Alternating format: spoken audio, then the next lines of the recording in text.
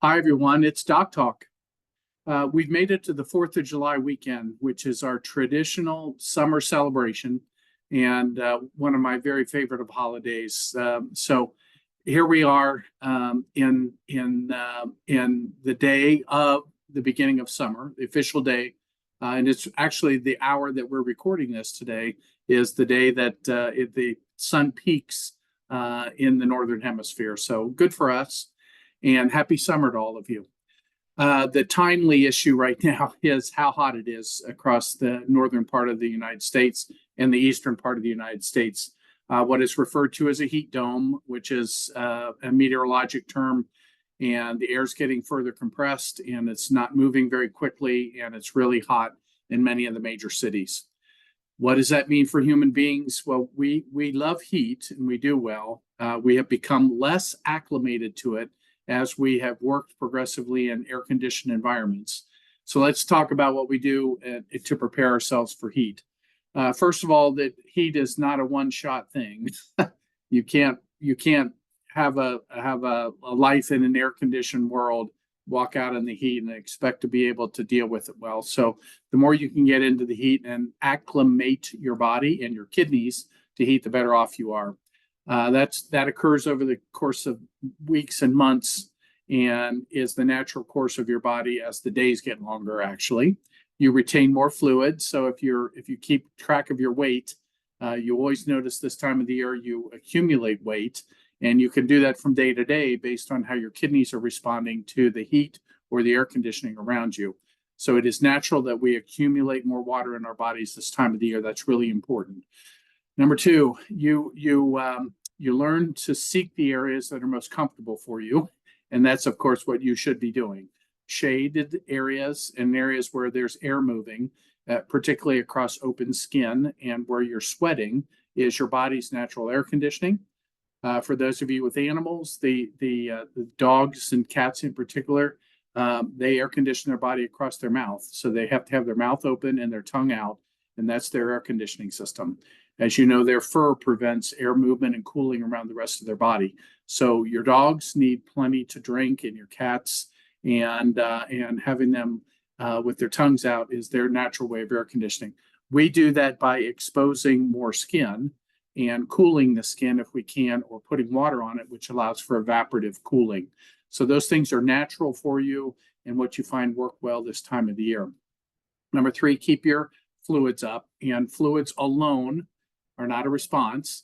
If you try to gobble a whole bunch of fluid at the beginning of the day when you're in the air conditioning, and you don't pace yourself in terms of fluid across the day, that bolus of fluids in the cold morning air, your kidneys just say, I don't need it, and they spit the fluid out. So taking fluids but pacing them across the day, and then making sure that they're fluids that don't end up pulling more fluid out. And sometimes we think of alcoholic beverages as being a little bit of a diuretic, and so you can't go too heavy on the alcoholic beverages. Carbonated beverages, just so you know, the carbonation has nothing to do with your body's ability to absorb fluid. Most of the carbonation that you take by having, a sparkling water, for example, somebody asked, well, sparkling water's got to be bad for you because it's carbonated. No, it's water. And that carbon dioxide in general, you build up a glob of it, a bubble of it in your stomach, and you belch it out.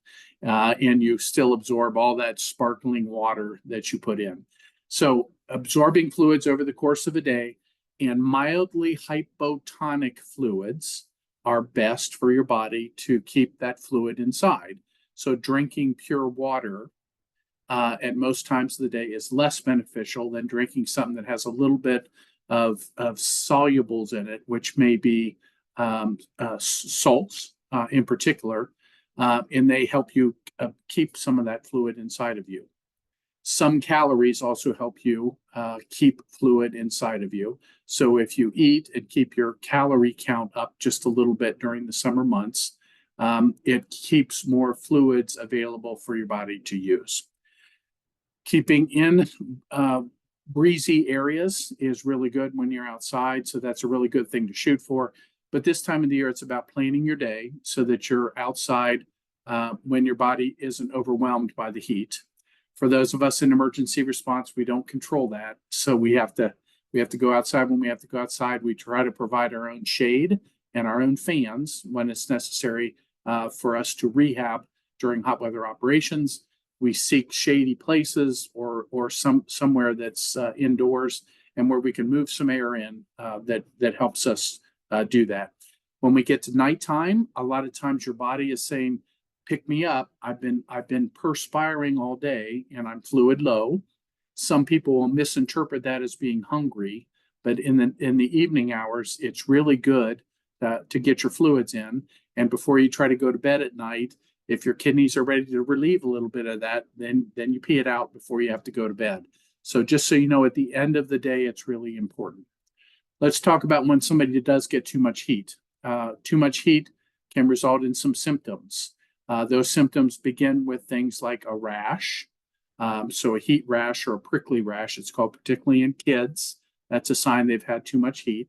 Number two, as you're getting more seriously depleted and heated, your muscles can begin to cramp, and those can get very intense. And particularly for athletes, too much heat can result in them having cramping, and that occurs across sometimes non-traditional areas. So heat cramps are part of it. The next thing that happens, you begin to pool fluids away from your brain, and your brain doesn't like heat, too much heat. So your brain gets depleted and you can pass out. So that's heat syncope. And heat syncope is when you've had too much, and the treatment for that is to pull you into a cool area, blow air across you, and slowly, because sometimes your stomach's a little upset with that, slowly begin to rehydrate, and then keep that person out of the heat and the sunlight for a little bit. The most serious of all of these leads us to a condition called a heat stroke. The most important symptom of heat stroke is altered mental status. For all of us public safety responders, that's when one of our people is not acting right, and they're beginning to not do what they ordinarily would do. Sometimes they think they feel cold, and they'll be putting something on saying, I'm cold. In some cases, they're beginning to ask questions that are illogical for them, and they're beginning to act in other ways that's not part of our usual way of doing emergency response.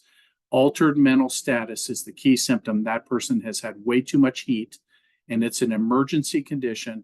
It is time to immediately pull them out, disrobe them appropriate to the setting, and then begin to put cold fluids in places that will get the most blood supply in order to reduce their core temperature. That is under the arms, across the head and face area without impinging on their airway, and across their groin area, so their inguinal area. Those are the most, and a little bit on the wrists as well. Those are very important blood flow areas that can cool the body quickest. For those of us who work around sports fields in the sports industry, cold water immersion or ice water immersion is another way that we rapidly cool an athlete that has become too hot too quick. So altered mental status, they will pull them out, they will disrobe them to an appropriate level, and they'll stick them in an ice water bath until they're able to say, hey, I'm coming back around again.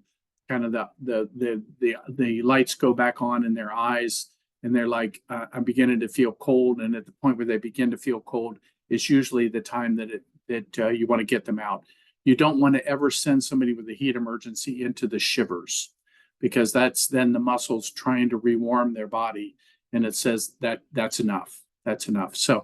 So really important that you understand that, and really important for you to understand when somebody is beginning to get altered, that it is an immediate emergency and it's pull them out. And if this is somebody who's very altered, this is a 911 call, and I have a heat emergency here with someone who has altered mental status, and they're an immediate high priority emergency for us to take care of. True heat emergencies, true heat stroke has a very high mortality associated with it. Let me talk then about one more timely issue. We're here at the 4th of July, and you got those little lighted devices, whether we call them firecrackers or fireworks or there's in-betweens, or when somebody tries to string them all together and take a little one and make it into a big one. We see horrible injuries this time of the year from firecrackers, fireworks. The worst are when they're being used around children and the children get burned or blasted, or they lose a part of something, or they have a permanent burn scar from what were thought to be little firecrackers or fireworks. Sparklers still burn at 1,000 degrees or so, and if they get embedded into the skin, they lock in there. By the way, don't ever bunch the sparklers and light them because that induces very high heat when you light a whole bunch of those. So we've had burns before where people bunched it because they wanted to light, all of them at the same time and then distribute them. It doesn't work that way. They rapidly burst into a heat ball and burn people, and then a lot of times they will get stuck. A couple of them will get stuck into the hand of those individuals, and then we're at full thickness burns very, very quickly. Let the professionals do the fireworks. If you feel the need to do this around your family, make sure you get the kids away from it and use protective wear. And the most important protective wear I will tell you is protection for your eyes and protection for your hands that you're doing stuff with. Please don't get burned with fireworks, firecrackers, and particularly don't get a serious burn. Don't lose an eye or lose a finger. That has happened to people routinely.